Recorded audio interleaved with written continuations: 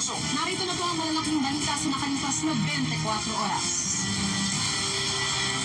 Pagkatapos ng mahabang bakasyon, mga nagsemana Santa sa probinsya, nag-uwian na pabalik ng Metro Manila.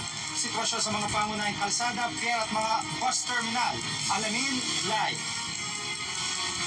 Pope Francis isinagawa ang una niya Easter Vigil Mass bilang Santo Papa sa Vatican City. Paano mga presong hinubasan at hinalikan ng Santo Papa nitong Huwebes Santo. Mag-anak nakaka-check out lang sa isang hotel sa Alabang, Muntinlupa na nakawan ng hinihinalang salisigang. Huling bahagi ng sumadsad na USS Guardian tuluyan ng naialis sa Tubataha Reef sa Palawan. At magtampisaw habang nagre-relax sa isang tagong hot spring sa Itogon, Benguet. Yan at iba pa mga balita ngayon na dito sa 24 Oras Weekend.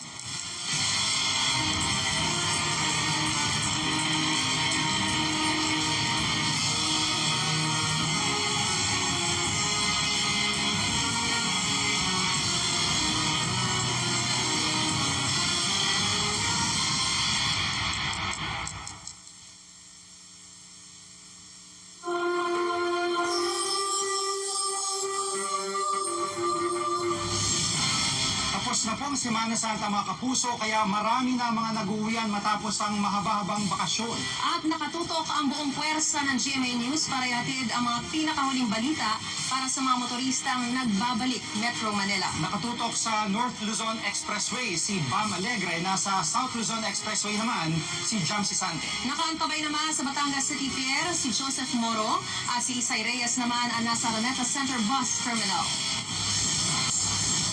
Susunod, mag-anak na kaka-check out lang sa isang hotel sa Alabang, Muntinlupa na biktima ng salisigang. Huling bahagi ng USS Guardian na ialis na sa Tubataha Reef sa Palawan. At mag-relax sa tagong hot spring sa Itogon, Benguet. Tutok na dito sa 24 Oras. Gente. Tutukan. Hot Spring sa Itogon, Benguet, swak sa mga turista at bakasyonista. Dito lang yan sa 24 Oras.